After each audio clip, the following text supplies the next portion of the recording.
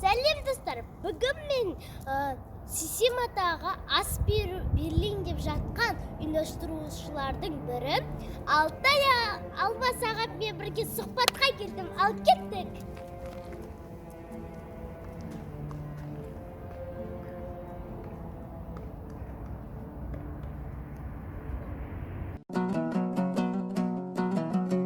Сисем ата Маңғыстаудың ойымен Қырыстүрттің бойын мекен еткен елдің ел қорғаған батырлары, Қарақылды қақ жарған би шешен, мыңғыртып малайдап, өзіне біткен дәулет мүкәммалын елдікі деп білген сақи мырзалар, рубасылары мен рухани көсемдердің әруағы байыз тапқан қасиетті қауым.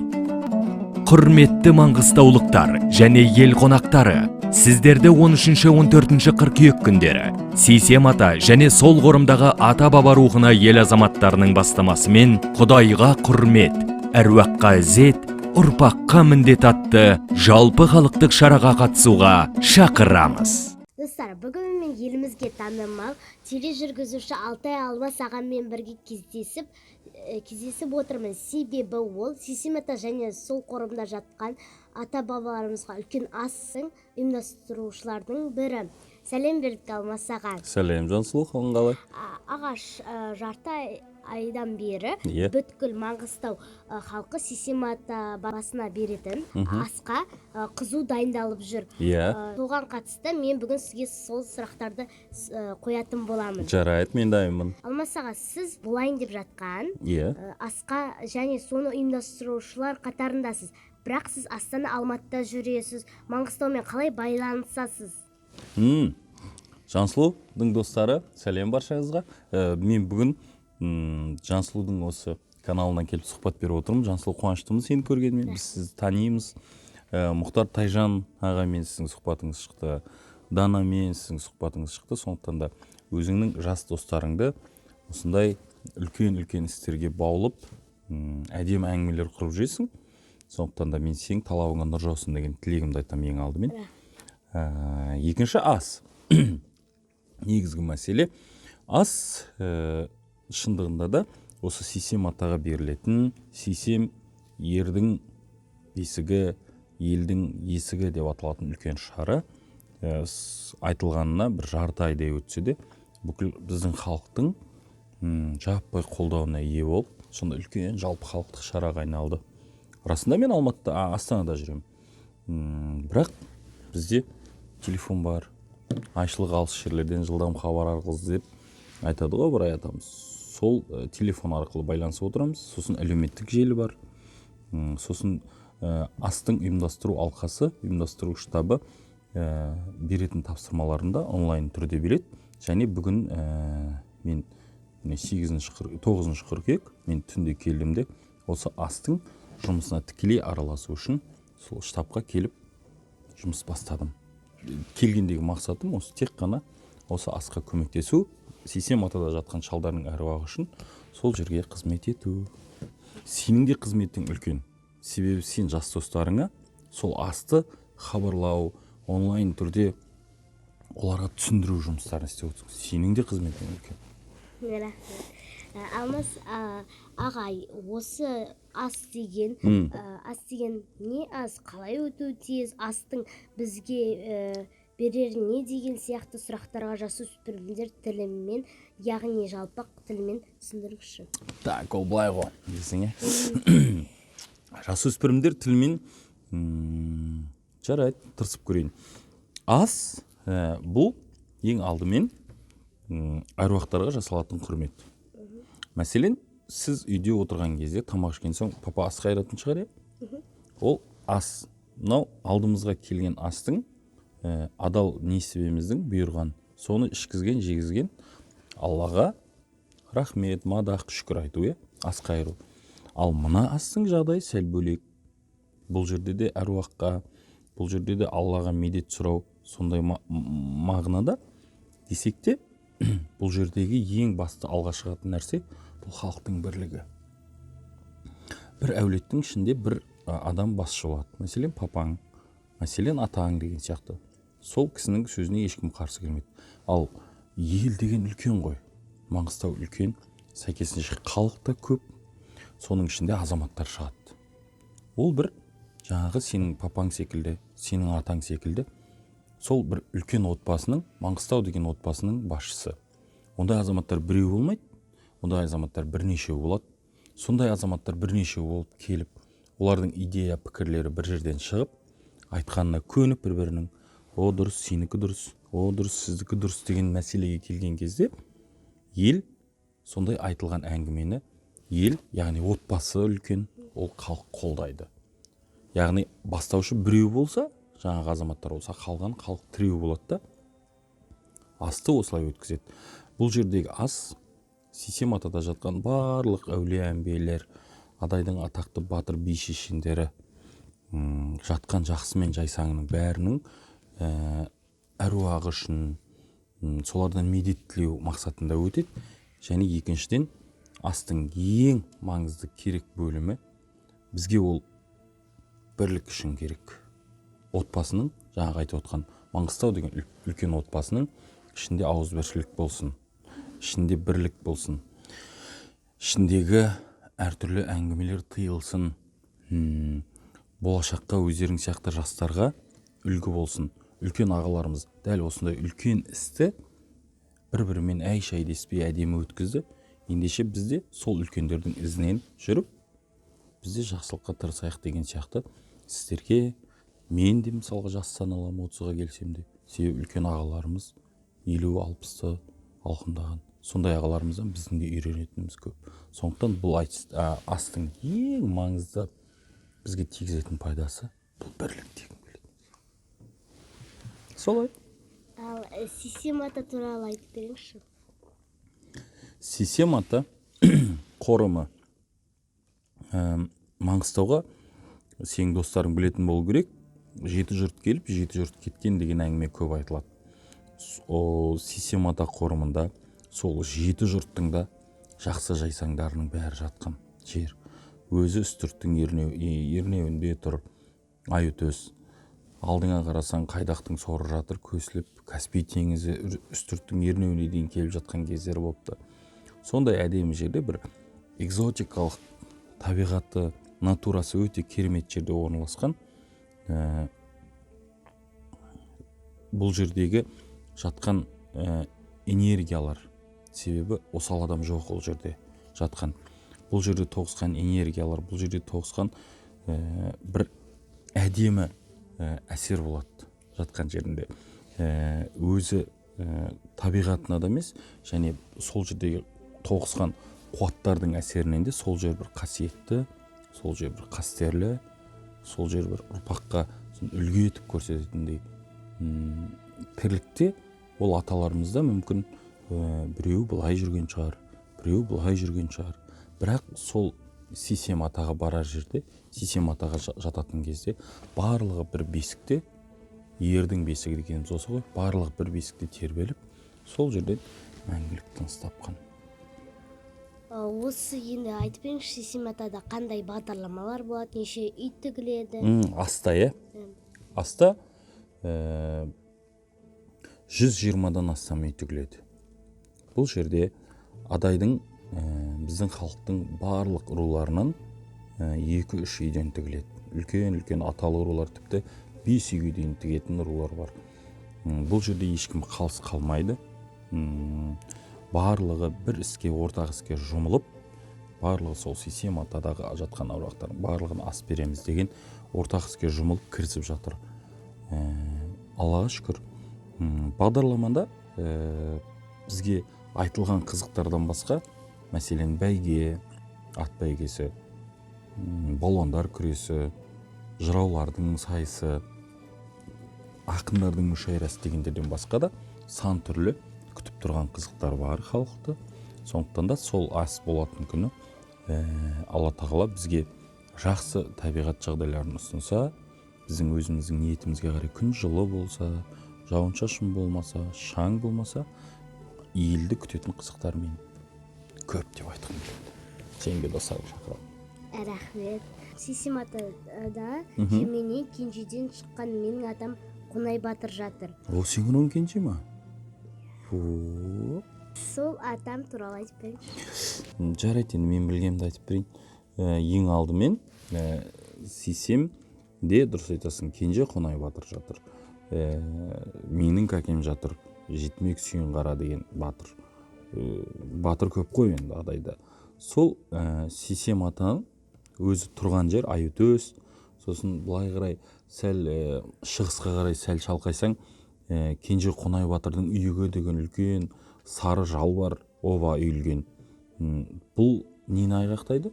Бұл сол сенің бабаларыңның отырған жері, яғни кенже ауылының қонысы болғанын айғақтайды ол жерде.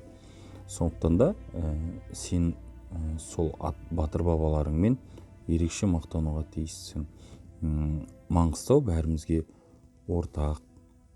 Ол шалдардың кезінде де анау қазіргідей ұруға бөліну болмаған шығар деп ойлаймын. Себебі адай халқының Маңғыстауға келіп қоныстаған кездердегі аз кезі болуы мүмкін. Жан-жақтан келетін неше түрлі жау болуы мүмкін. Мына жақта Хиуа хандығы тұр, мына жақта түрікпендер тұр. Орыстың біздің жерімізге дендеп кіріп келе жатқан кез. Сондықтан да ондай кездерде бір руға бөліну аса көп болмаған шығар. Сондықтан да Маңғыстауда сол кенже ауылы, кенже тайпасы сол жерде мекендеп қоныс қылған. Негізі жаугершілік заман кездерінде анау Отпаннан, Бесшоқыдан, сосын Үстірттің етегіндегі Доңқарадан, сосын жаңағы сенің атаң әйгілі Қонай батырдың кенже қонайдың үйігі деген үйіктен от беріліп хабарланып отырған ғой. Енді өзі WhatsApp болмаған ғой. Сондықтан да сенің атаң туралы көп әңгімелер айтуға болады. Ал жас достарыңа мен саған ұсынам, мүмкін сен кенже Қонай батыр туралы бір видеоблог ұсынасың, зерттеп. Себебі ол кісі біздің әңгімеміздің ауқымына сыймай қалуы мүмкін да. Себебі ол кісі туралы өте көп айтуға болады.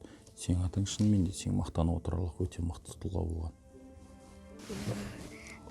Енді осы аста ұйымдастырған кезде қандай қиыншылықтар болды? Жансұлу, бұндай істер бәрібір сен баласың ғой, ертең есейесің, сол кезде түсінесің. Бұндай істерде бәрі біздің екеуміздің әңгімеміз сияқты оп-оңай ештеңе болмайды. Үлкен үй болған соң, кейде папаң мамаң тыңдамай қалуы мүмкін. Кейде сен ағаң, болмаса сен сабақты оқығың келмей, далаға ойнағың келіп кетуі мүмкін. Көрдің бе, папаң тыңдаңқырамай, тамақ іштесе компьютер ойнап отырып қалуы мүмкін. Сол сияқты Маңғыстауды үлкен отбасы деп айттық қой. Оның ішінде де сондай тентектері бар. Біреу астың уақытын өзгерткісі келді. Біреу астың өтетін жерін өзгерткісі келді. Біреу тіпті ас деген неге керек деп соқты. Көрдіңіз бе, сондай түрлі шалды бар, түрлі шала ойдағы деп айтайықшы. Сондай тентектер көп болуы мүмкін. Бірақ біздің халықтың, адайдың 99% осы астың болғанын қолдады. Ал жаңағындай тентек балалар үйдің ішіндегі олардың дауыстары естілмей қалды. Сол қиындықтар болған болуы мүмкін, бірақ біз оны қиындық деп айтпаймыз. Ондай нәрсе болуы керек. Себебі халық болған соң, отбасы болған соң, оның ішінде неше түрлі адамдар болуы заңды. Қалғаны ұйымдастыруы әуелі Алла, содан кейін азаматтардың арқасында барлығы өз кестесімен, өз айтылған уақытымен жаймен алға қарай жүріп келе жатыр. Сондықтан да анау айтқан бір қиындықтар кездесе қойды деп ойламаймын, және кездеспесе екен деп те алдағы уақытта тілеймін. Себебі асқа бір аптадан да аз уақыт қалды. Алла тағала бізге сол асты әдемілеп өткізіп шығатын күш қуат берсін, сабыр берсін. Енді осы сұхбатымыз қызық өту үшін мен сізге қызықты сұрақтар қоятын боламын. Бұған дейін қызықсыз болды ма не әңгімеміз? Ал жақсы, қоя ғой, мен дайынмын. Егер сіз бір сәтке көрінбейтін адам болсаңыз, яғни невидимка болсаңыз, қай жаққа барады? Бір жаққа бару керек па? Мысалға, өзім білем, иә, қай жаққа бару керегін. Неше күнге невидимка боламын мен? Бір сағатқа ғана ма? жарайды Қазақстанның ішін айта салайық. Ақорданың ішін аралап келермін. Ақорда бар ғой, Астанадағы, соның ішін аралап көріп. Қалай екен, не екен деп селфи жасап. Айтыскер Жандарбек ағам осы сұраққа бүйтіп жауап берді. Осы елбасылардың арасында оңаша сөйлескенін, барлығын не айтып жатқанын тыңдар едім дейді. Қандай өздерінің құпиялары бар деп. Сондай құпияға өсекке құмарлық толып тұр ғой ол. Мен болсам ешкімнің әңгімесін тыңдағым келмейді. Екінші сұрағымыз, алдыңызда аспаннан $1 миллион түссе не істердіңіз? Тек қана сіздікі болатын. Менікі ма? $1 миллион. Саған не істеуге болады $1 миллион? Сен қызық сұрақтар қоясың, себебі бар ғой. Мысалы, миллион теңге түссе, себебі менде миллион теңге болып көрді. Сондықтан мен миллион теңгені қайыққа жұмсауды білер едім. $1 миллион менде болып көрген жоқ қой, $1 миллион. Сондықтан білмей отырмын да. Мен ойлаймын, себебі маған түсті ғой, ол өзім тер төгіп таппағандықтан, оның бір бөлігін мен ойлаймын, өзге де мұқтаж адамдарға бөліп беру керек деп ойлаймын. Себебі ол менің еңбегіммен келген жоқ қой, Алла тағала маған мә деп бере салды. Сондықтан да мен басқа біреумен бөліскенді жөн көрем. Сондықтан сен менің $1 миллион тауып алуымды тіле, мен саған $100 мың беремін. Алмасаға, енді жаман адам мен жақсы адамды қалай айыруға болады? Мына сұрақ серьезно. Жаман адам мен жақсы адамды қалай айыруға болады? Біздің әңгімеміз ақыры ас туралы болды ғой. Сол ас туралы болса былай айтайын. Мен осы асты жақсы көріп, осы асты жасайық деген адамдарға қолдау білдірген барлық адамдарды мен жақсы адамдар дейін да. Ал ойбай асты жасамайық. Ас деген не нәрсе? Неге сіздер сауынды ертерек айтпайсыздар? Неге халықты ертерек хабарламайсыздар? Неге ана жердің жолы жоқ? Неге мына жердің шаңы мынандай? Неге аста бізге үйге ас жетпей қалды? Ешкім бізді кіргізбейді деп ас туралы жаман пікір айтқандарды біз жаман адам деп айтайық. Келістік. Алмасаға мен қоғамдық жұмыспен айналысамын, яғни экология, қоршаған ортаны қорғау бойынша қызығамын және айналысамын. Тамаша. Менің инста, фейсбук арналарында, яғни әлеуметтік желілерінде таныса аласыз. Ал сіз қоршаған ортаны қорғауға атсалысыз? Қоршаған ортаны қорғауға мен атсалысатын шығармын. Себебі мен өзім жүрген қаланың тазалығын өте қатты жақсы көремін. Мен енді оны мақтан көріп айтпаймын. Себебі ол әркімнің міндеті болу керек. Мен көшеде келе жатып ешқашан түкірмеймін. Және түкіретін достарыма бірден ескертіп айтамын. Жігіттер, үйлеріңізге, подъездеріңізге түкірмейсіздер ғой. Қала дегенде сол бір отбасының үйі, яғни біздің үйіміз ортақ. Бұған түкірмейік. Ішкен босаған баклажканы лақтыра салмаймын. Қақпағын қалтама саламын, жеген балмұздағымның міндетті түрде қалтама саламын, салфетка болсын, барлық нәрсені қалтаға саламын, сосын келіп арнайы қоқысқа лақтырамын. Ал мен енді сенбіліктерге, нелерге бір анда-санда шығып тұратынымыз бар. Былай ондай бір мен осы қоршаған ортаны қорғайыншы деп шын сондай бір ниеттеніп әдейі барып көрген жоқпын. Сондықтан сіз бұл тұрғыда менен біраз көш ілгерісіз, сізге қатты қызығамын. Рахмет сізге. Қоғамдық іс-шаралар болса, осы экология бойынша болса, және сіздің көмегіңіз қажет болса, сізге хабарласа аламын ба? Керек болып қалсамыз, мен көмектесуге әзірмін. Аға, сұхбатымыздың соңында мен қатарлы, яғни Z ұрпаққа өзіңіздің кеңесіңізді айтып беріңіз. Z ұрпаққа Y ұрпақтың кеңесі мүмкін жарайды, мүмкін жарамайды. Бірақ мен оқу деген нәрсені қатты қадағалау керек деп айтар едім. Оқу дегенде мектеп туралы айтып отырған жоқ. Сен мәселен неменеге қызығасың? Сен жаңа қоршаған орта экологияға қызығам дедің бе? Сол экологияның мәселелеріне өзің толық берілсең деп ойлаймын. Сен классыңда міндетті түрде физиканы жақсы көретін бір бала бар. Мәселен математикаға жаны құштар, әдебиетке, психологияға құштар балалар болса, сол оқуды өзіне таңдап алып, соны ғана зерттесе екен деп ойлаймын. Сондықтан да адам барлық нәрсеге бесаспап маман болып шығу өте қиын. Сондықтан да әркім өз ісінің, жасап жүрген жұмысының ешқашан айырбасталмайтын маманы болса, сонда жақсы болушы еді.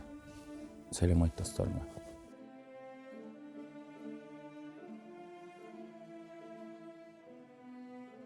Деңгейде өтеді деп сенемін. Аумин. Сізге денсаулық, отбасыңа бақыт береке тілеймін. Рахмет. Қандай күшті. Жансұлу, мен саған сұхбаттың басында да айттым ғой. Өте жақсы, мағыналы сұрақтарың да маған ұнайды. Мен кейбір жерде не жауап беремін деп ойланып қалдым. Сасық болдым кейбір жерде. Сондықтан да рахмет. Осындай өткір сұрақтарың көп болсын. Экология шындығында біздің елімізге өте қажет мәселе. Тіпті біз тұрған Маңғыстаудың өзінде экологиялық проблемалар шаш етектен. Сондықтан да сен де осы қоғамдық жұмысың ретінде экологияны ойлап жүргенің дәл осындай кішкентай жасыңнан бастап мені қатты қуантады һәм ойлантады. Сондықтан да саған алдағы өмірде тек қана сәттілік. YouTube каналыңа көптеген мыңдаған оқырмандар жазылып, лайк басып, пікір жазып, соны сені көкке көтерсін. Рахмет баршаңызға.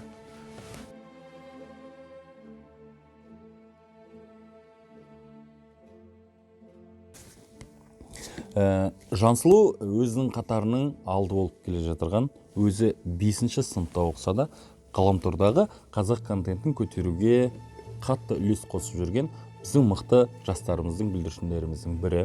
Сондықтан да осы Жансұлудың талабына нұр жаусын десеңіздер, оның Фейсбуктағы, Инстаграмдағы, Ютубтағы парақшаларына тіркеліп, оған лүпіл басып және әдемі комменттер қалдырыңыздар.